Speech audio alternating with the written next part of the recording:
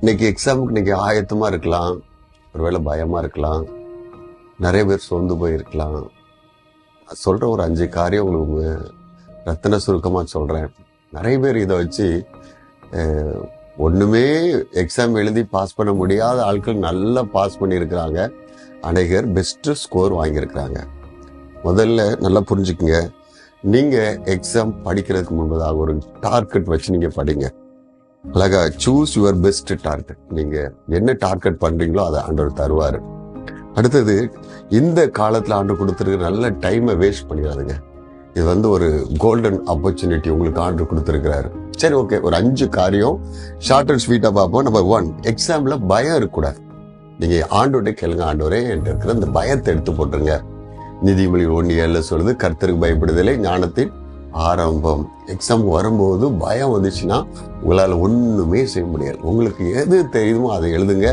பயப்படாத, ஆண்டு கூட இருக்கிறார். நம்பர் 2, நீங்க கேட்க வேண்டிய ஒரு காரியம் மெமரி பவர் கேளுங்க. நம்ம நிறைய படிச்சுட்டு போயிட்டு போவோம், ஆனா அந்த நேரத்துல மறந்துடும். அப்போ நீங்க கேட்கணும், ஆண்டவரே எனக்கு கொஞ்சம் ஞாபக சக்தியை தாங்க அப்படின்னு சொல்லி நீங்க கேட்டீங்கன்னா அழகாக சர மாதிரியே நீங்க எழுதுவீங்க. ஆண்டவர் உங்களுக்கு அந்த நேரத்துல ஒரு மெமரி பவரை தருவாரு. எதை நீங்க யோசிக்கிறீங்களோ, எதை படிச்சுட்டு போறீங்களோ அதை கர்த்தர் பெஸ்டா எழுதுறதுக்கு கிருபை செய்வார். நம்பர் 3, ஆண்டவர்கிட்ட நீங்க கேட்கணும், எப்பொழுதும் என்னை பலப்படுத்துகிற கிறிஸ்துவினாலே எல்லாவற்றையும் செய்ய எனக்கு பலன் உண்டு. பிலிப்பியர் 4:13. இது நீங்க சொல்லிக்கிட்டே இருங்க. என்னால முடியும், ஆவியானவரே நீங்க ஹெல்ப் பண்ணுங்க, ஹோலி ஸ்பிரிட் ஹெல்ப் பண்ணுங்க, நீங்க சொல்லிக்கிட்டே இருங்க. எப்பவும் நீங்க சொல்லுங்க, என்னை பலப்படுத்துகிற கிறிஸ்துவினாலே எல்லாவற்றையும் செய்ய எனக்கு பலன் உண்டு அப்படின்னு சொல்லுங்க. நீங்க சொல்ல சொல்ல சொல்ல அப்படியே பரிசுத்த ஆவியானவர் அந்த எக்ஸாம் எழுதுறதுக்கு ஒரு புதிய எனர்ஜி தருவார். நம்பர் 4, நீங்க எப்பவும் அவசரப்படவே படாதீங்க. எது உங்களுக்கு தெளிவா தெரியுதோ அதை முதல்ல அழகான ஹேண்ட்ரைட்டோட எழுதுங்க. அவசரப்பட்டு அந்த பதட்டப்படுறதுனால நிறைய கொஸ்டின் நம்ம இழந்துருவோம்.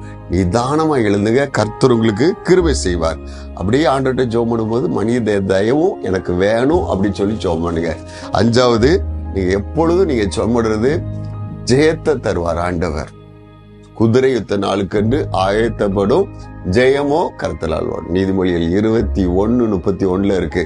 அவரு நமக்கு ஜெயத்தை தருவார் அப்படின்னு சொல்லி ஆண்டவருக்கு நன்றி சொல்லுங்க.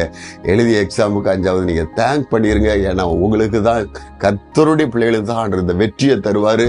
மறந்துடாதீங்க, இந்த 5 ஸ்டெப்பை மறந்துடாம செய்யுங்க.